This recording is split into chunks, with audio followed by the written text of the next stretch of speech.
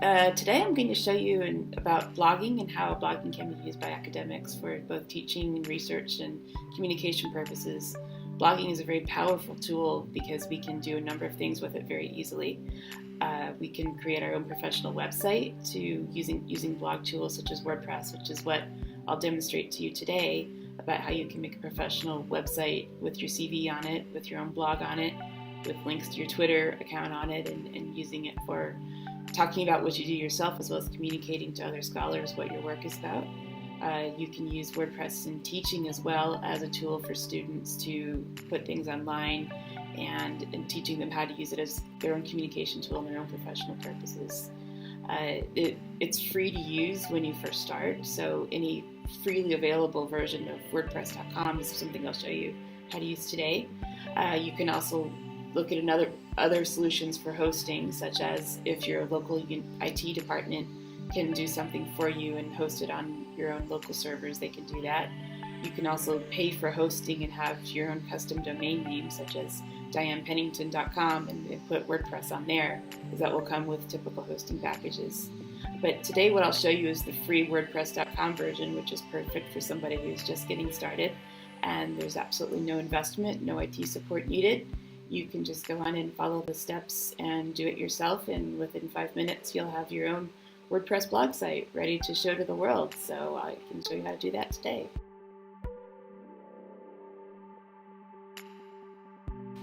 So here I've just gone to WordPress.com, and let's just click Get Started. And it's going to ask us a number of questions to help us walk through the steps of creating a site ourselves. So what will we call our site? We'll call it Diane's site, professional site.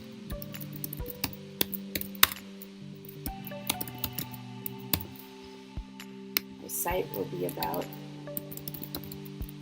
it even gives me options, so I'll choose academic research since that's what I do. The primary goal you've got for your site, we want to share ideas, obviously, because we're researchers. Offer education and training, maybe to some extent. Promote your skills, that's another thing we want to do. So as you can see, there's several good options here for academics. How comfortable are you with creating a website? Well, I'm going to say I'm a beginner, even though I'm not, because this will probably make it even easier for us if we are beginners. Let's give your site an address. So this is where you can call it whatever you would like to call it, so that when people type in the URL or the domain name into your website, it will take you there. So let's try Diane at Strathclyde and see if that's available. So it gives me options here for what the different options are. So we have Diane at Strathclyde.wordpress.com, Diane at Strathclyde.com, and these are other options that you can choose. As you'll see here, there's a premium version of WordPress, which is where you need to pay. But since we're going to do the simple free version, I will select the free option, which means that my domain name would be Diane at Strathclyde.wordpress.com. So let's select that one next. So down here, we're just going to start with the free version, and it is hidden down there. They're trying to make you pay, but you can get around it. Here, you put in the email address that you want to use.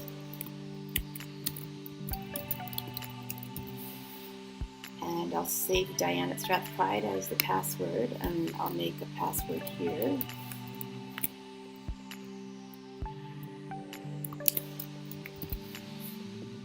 Continue. And now I need to check my email to confirm my email address.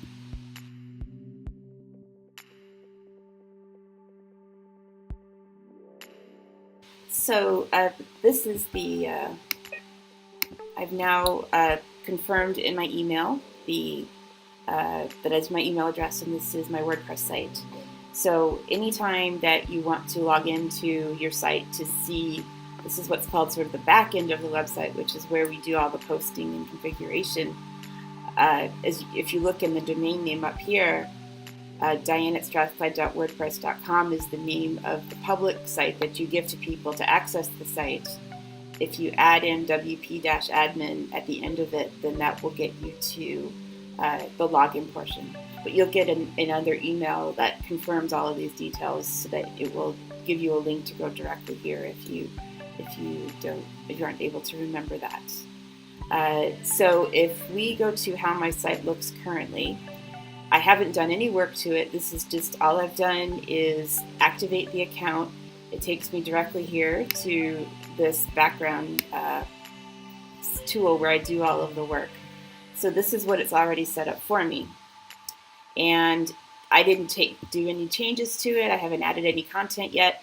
It will just come up with these really basic templates, some default posts, and this tells you here that you can manage your site from this, which is this left-hand bar over here.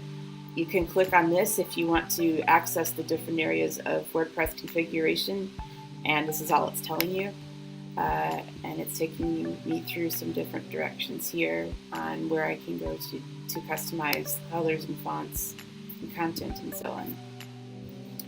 Now, I don't think that I want to keep things the way it looks right now, but we'll get to that later.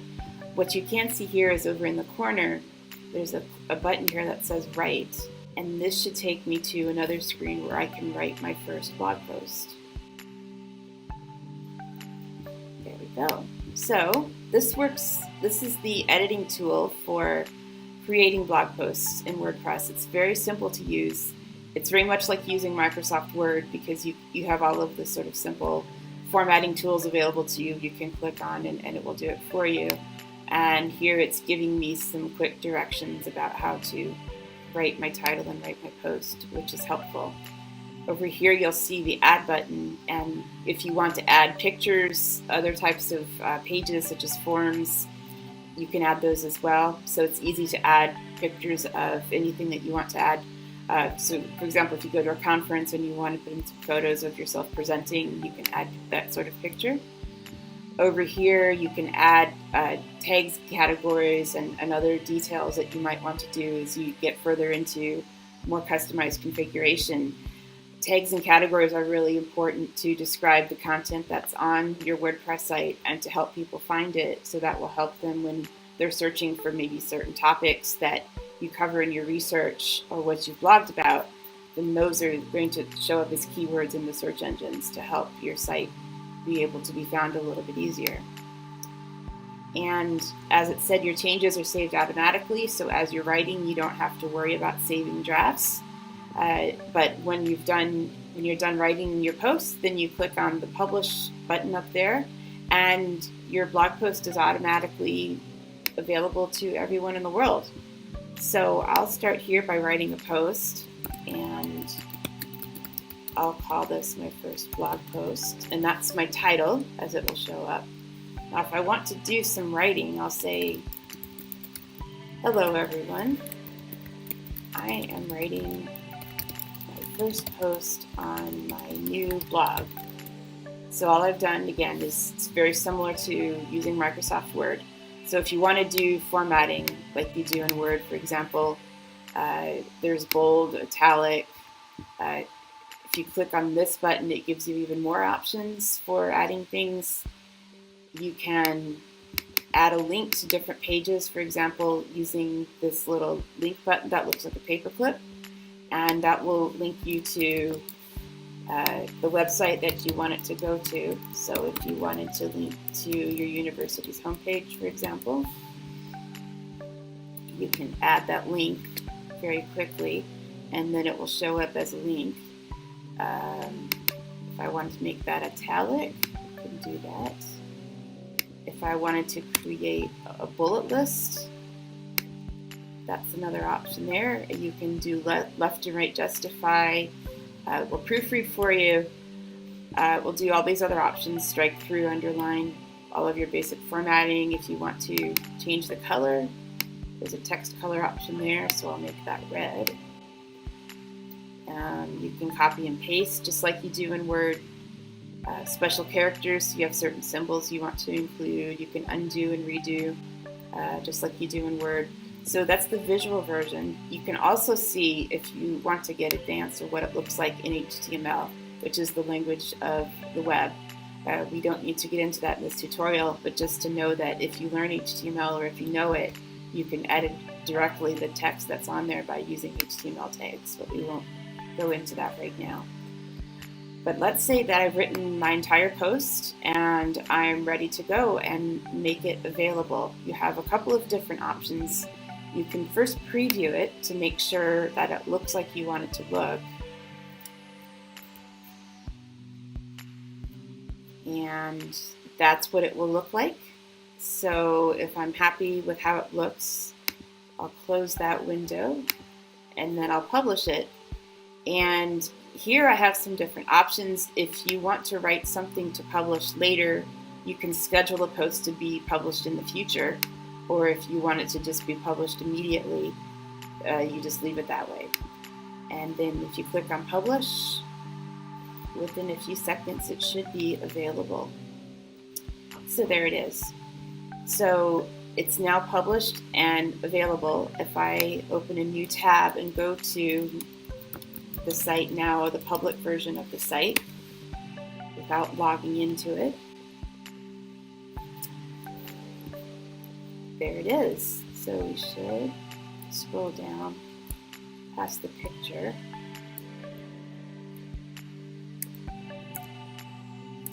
So if we click on blog, this is the template that has different things. So with the way this template is designed, there's a blog that's separate from a home page. So this is the blog post that I wrote. The home page on this particular template is just a page that's not a blog. So you can edit this page as well by going into a different area of WordPress.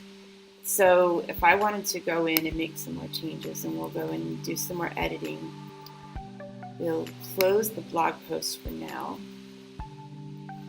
So that's a blog post that we've done. We can also do pages, which are the static pages that don't look like blog posts. So this is the one that we saw that's called Home, was the front page of my site.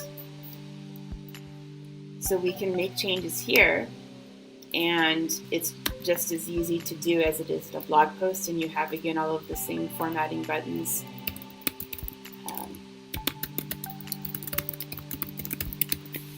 So all I've done is add some more text, and since it's already been published, that publish button will change to update once you've already published the page.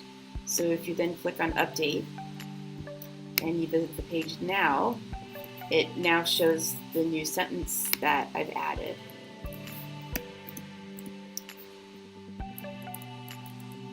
And there it is. If we wanted to change the way it looks, so if there's a series of what we call templates or themes in WordPress, and themes allow us to change the look and feel of our site very easily. You don't even have to do any work. You just pick one that you like, and you can search from literally thousands of themes that are available to you. This is the current theme, is the one that has the look with the flowers and the picture on the home page. If you want it to look like something different, you can scroll through and see what they look like visually this way, or you can search by keywords. So you can say, I'm creating a site for academics. Let's see what that says. For education.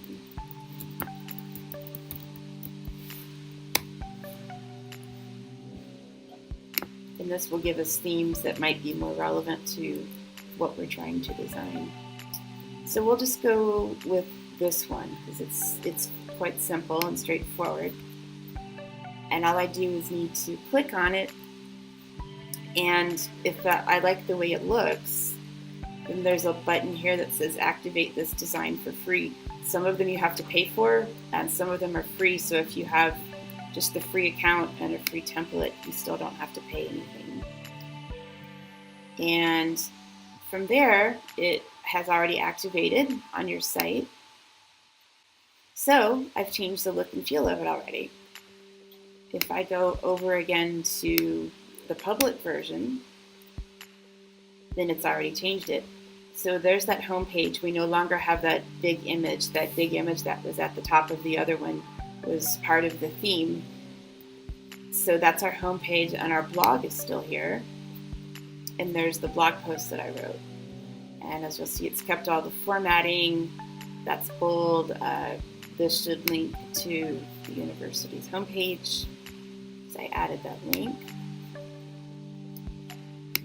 And there are different places you can go. There's two different versions of the sort of the part where you control the changes. This one is the one that has the links on the left-hand side where actually as you're working with it, you can see the changes immediately. So if you wanted to update the colors with something else, let's say that I didn't want that to be black, but I wanted to be a different color, I can change it just by selecting it and changing it over here by clicking on the color. And then we can publish it again. And our changes will be saved. So there's a number of different ways you can make the changes. If you click on My Site, you will get all these other options if you're not making the changes. So you can view statistics, for example, of how often people are visiting your site and see how many hits you get. Here you can add more pages and you can add more blog posts. You can add media. You can change your theme again. You can add people if you want to add users to the account. So there's those two different versions. There's the one that has the left-hand side bar, and there's also, if you like the other view, that's still available to you as well, which is the one that really allows you to control a little bit more. It's the one that I'm used to. But they both do just the same thing, mostly.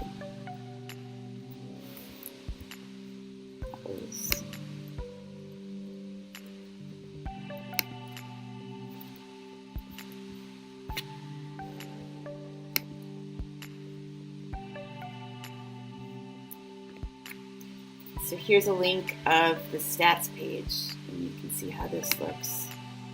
Currently, because it's a brand new site, I don't have any views or visitors, but this will tell you over any time period that you choose how much reach your blog is getting. So how many visitors you've had, how many different page views, if you've had any likes or any comments on your posts.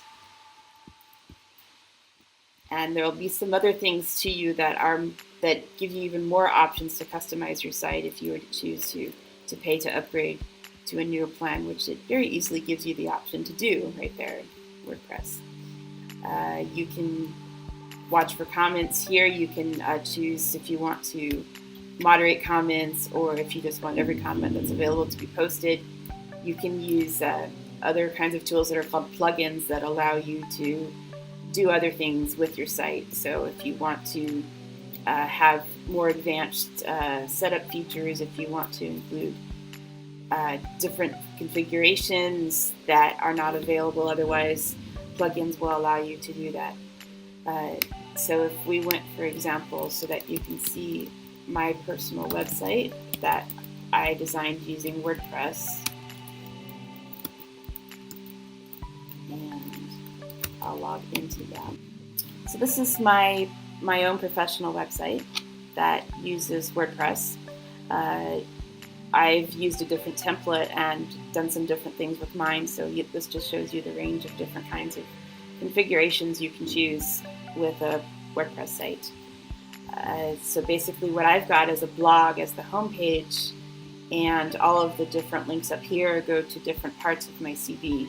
So if you want to see my publications, my grants, etc., you can click on these links and it will show you all of the different areas that would normally be in a standard CV that are just broken into different pages here. I've got a page for my biography that people can read if they want to know more about me. This is a sidebar, which is an extra thing that you can install in certain WordPress themes, that this appears on every page. So there's my photo, a very short bio, and links to my email and my social media profile so that people can reach me those ways, and also links to recent blog posts. And this one has archives so that people can go into the past. Different WordPress sites will give different options here. If you want links to previous posts or to previous months and years, and that will depend on what you would like it to show up as. But I find this is just a very simple and straightforward site to present myself professionally online. I think it's a very important thing to do.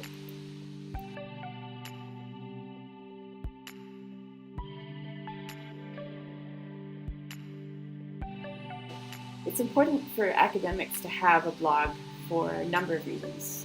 You can share your work to a larger audience. If you think about the typical peer review and publication process, which we also have to do, it doesn't necessarily reach as many people as the blog has the potential of doing. So that, for example, you might publish in a journal and you might have a few readers reviewed by 2 or 3 reviewers, but it doesn't get the same kind of reach as it can with a blog post, where if you want to share research findings written up in a post, if you have links to your data sets where your data sets need to be publicly available anyway, if you want to share your thoughts on your research, if you want to get feedback from other researchers and you just want people to know what you're doing, it's a great way to share what you're working on and to get thoughts from other people on it as well. Looking for a job, it's pretty self-explanatory. You can put your CV and your work and sell yourself, and put that link as well onto your CV and share it with anyone that you might want to have recruit you. You can put that in your email signature so that people can see it quickly. It's just a very easy way for people to learn about you and for you to get in touch with other people, especially if you're active on other places such as Twitter, where they can click on your Twitter page and follow you, and you can have more discussions that way. So it does provide a number of reasons for you to motivate, to help with your own career, to help others know more about you, and potentially to help them if you're giving ideas to other researchers working in similar areas, for potentially for students to come find you, because that's the way a lot of people look up academics when they're trying to decide who they might approach as a potential supervisor, so they can know more about you as a supervisor and what areas you might be willing to study with them. So it has a number of advantages, and seeing it as how simple it is to set up a very basic site, I think it's something that we should all be doing as academics to present ourselves to the world a little bit more broadly. With different versions of WordPress, depending on your subscription and the theme that you're using and other things, you can do things that you might see on other websites that are from companies or from other professionals, where you can integrate your Twitter feed directly into your website. You can make all of your social media profiles a little bit quite transparent so that you can see the links between them and present all of your different presences in one place. So if you tweet quite often and you want the Twitter feed to show up on your homepage and people can see and interact with your most recent tweets directly on your website, that is an option for anyone. Keep in mind that some of the biggest websites in the world use WordPress as their background. So it can be very extensive in terms of how much complexity you want to include, or it can be as simple as what I've just shown you. Sites like the Huffington Post, for example, are run by WordPress. So they have a much more complicated version of WordPress that you would ever need as an individual academic. But just to show you the power of what it can do, if you have the ability and the technology, it's basically limitless with the amount of options and features that you can provide to it to enhance your site and your presence as much as you would like. So you can also use this as a teaching tool if you want students to get experience with WordPress, which in this day and age, it's probably a good idea to have some experience working with these kinds of tools, since they're used so widely in every segment of the economy nowadays, and every kind of business and government and everywhere else. What I do currently with my students, because I teach library and information science, is I do what I call a digital library project with them. And the idea behind the assignment for my discipline is not as important as I think how I set it up, which can be relevant for people in different areas. I've got a WordPress site that's set up for each group, so that it's a group project. Each group has its own WordPress site, and each person has their own login to the WordPress site, because you can add multiple people to users of a WordPress site. And that's also very easy to do. You can add multiple users. So I have one WordPress site for each group.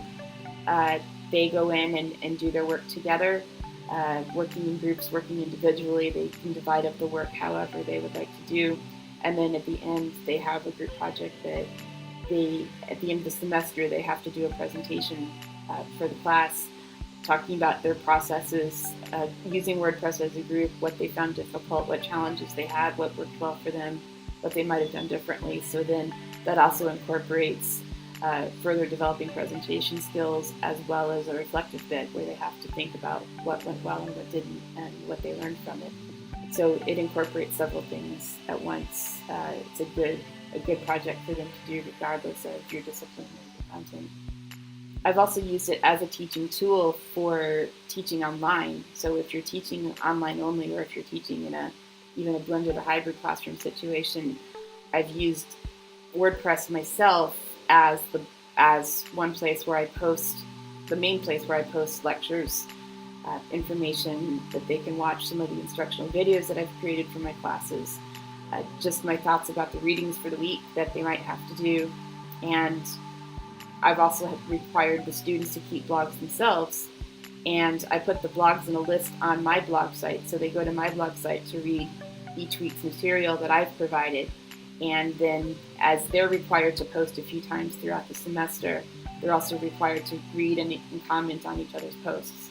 So they can get experience with setting up a WordPress site themselves, and especially in an online class, because it's so important to find useful ways of engagement, since they don't always talk as well in the VLE as we would like them to.